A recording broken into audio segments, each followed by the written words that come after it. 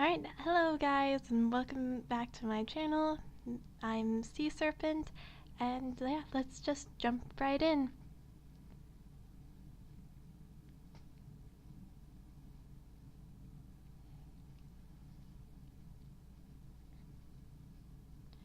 Okay, so today's drawing is a colored pencil drawing, actually. I don't often do these, so it was nice to sort of get back into it a little bit. I do really enjoy colored pencils. It's just a little bit of a longer process for me, and it's a different approach than like when I'm doing something with wet mediums like markers or watercolors or like gouache or other paints. Um, so yeah, so since it's got a different approach, it sort of involves a different mindset for me to really enjoy it. So yeah, I'm gonna start by telling you the materials that I used. So pretty simple this time around. I used the Strathmore toned paper.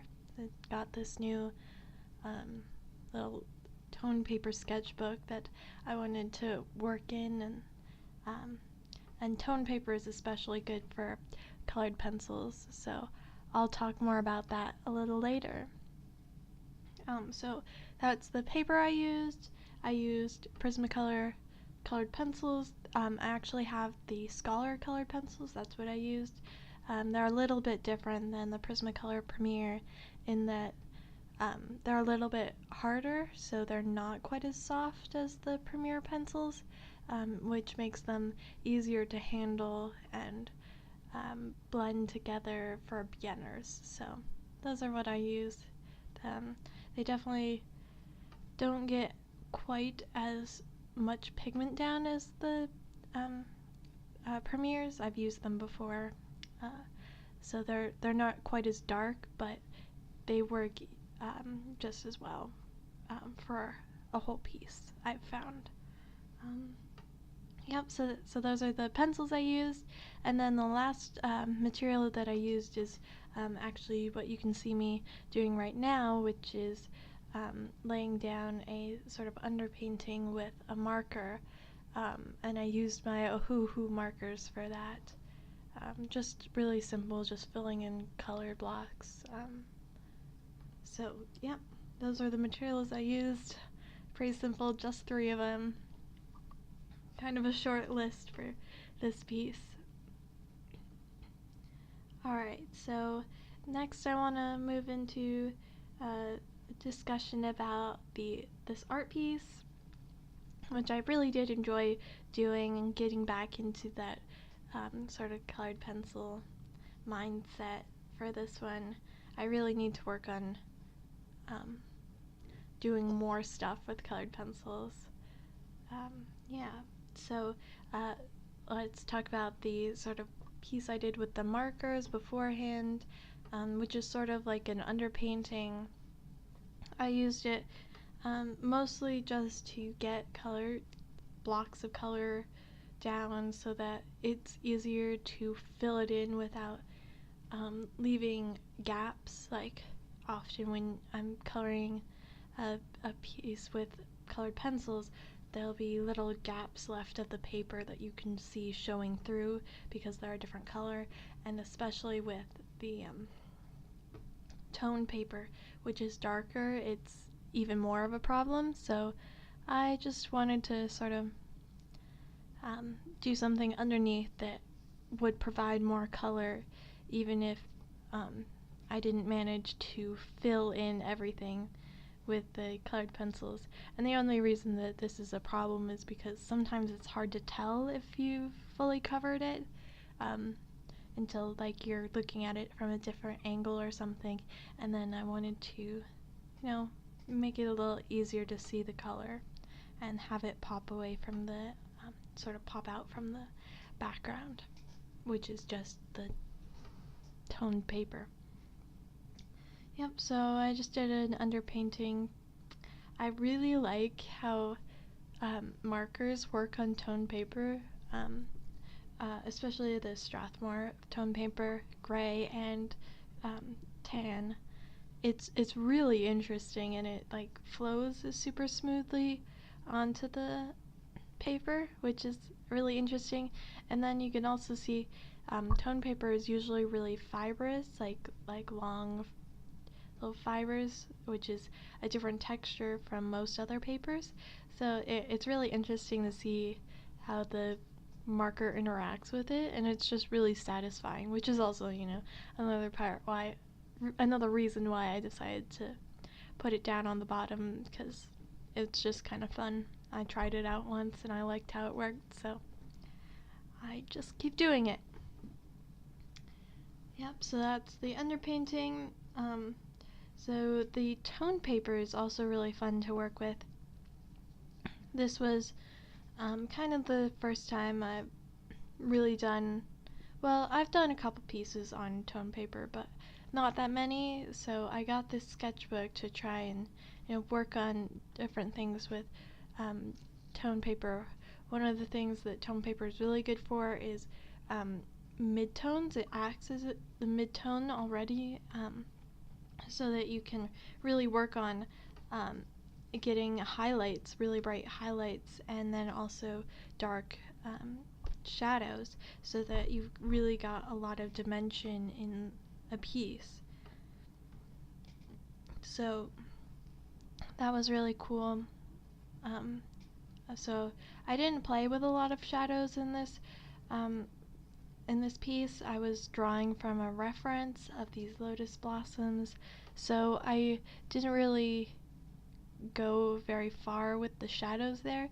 I could have, and I also could have, as well as just pushing the shadows a little bit more, I could have taken the photo I was using and increased the contrast of the photo, which would have given me an idea what the shadows and highlights would have actually looked like if I'd pushed them farther. But I didn't worry about doing that, so it's alright. I'm looking forward to exploring lights and darks more in this sketchbook. I think there's a lot I have to learn about that, and shadows are really important for art and making it look realistic, or not just realistic but also just three-dimensional, giving it a little bit more dimension. Yeah. So then the flowers for the most part were pretty easy, just blending whites and pinks and a little bit of purple in to give it the colors I wanted and all that stuff there. Actually, I had the top lotus blossom was really challenging for me. It's sort of a different color. It's like more fuchsia sort of color, so it's darker, more red, less of the white, and I was really using the white a lot as a blending tool. And actually, now that I think about it, I was using two different whites. I was using the Prismacolor Scholar white, and then I was also using a Premier white, and so they have different they're made differently. I'm trying to think of the right word for it, but yeah, so they've got they're different so that they lay down pigment differently. So the Premier is definitely a lot more pigmented, and so I could use that to get a lot whiter, and then use the Scholar colored pencil, a white colored pencil, as a sort of more of a blending tool to blend the pinks into the white, into the darker white. It's sort of more of a transition there, which was handy to work with, but because the top flower didn't have as much white, and it like had a wider transition range of white to the pink in some places, or the darker pink to the or the pink to the darker pink. So that was a trickier transition, so I had trouble blending that in a couple places. In the end, I was satisfied, but it was a challenge at the time, just going back and trying to get places to blend a little bit better. Yeah, so that one was the biggest challenge for this piece. And then just wanted to talk about colored pencils in general. Like I mentioned before, they're not usually what I use. They're not my go-to medium, we'll say. So it was a little bit of challenge just relearning what I already know about pencils. I have let's try that again. I have experience with them, but I just don't do it often enough that it sticks with me. So like watercolor, I can just pick up and sort of understand how it's going to act and react, and the same thing with markers. I can just pick it up and go with it. But in colored pencils, I need to sort of relearn how I should approach something a little bit differently. So it was fun. I definitely still prefer my wet mediums. They just flow better for me. They work better for me. But they're really fun, and I'm glad I had time to sit down and do this piece. I do really like how it turned out. It's really pretty, and I love how it pops out from the page. So it was sort of a fun activity to get this like floral pattern on a toned piece of paper. That was really fun. Yeah, so that's all I have for you today. I hope you enjoyed watching me draw this lotus flower, or this bunch of lotus flowers. Yeah, thank you so much for watching. And until next time, live life respectfully.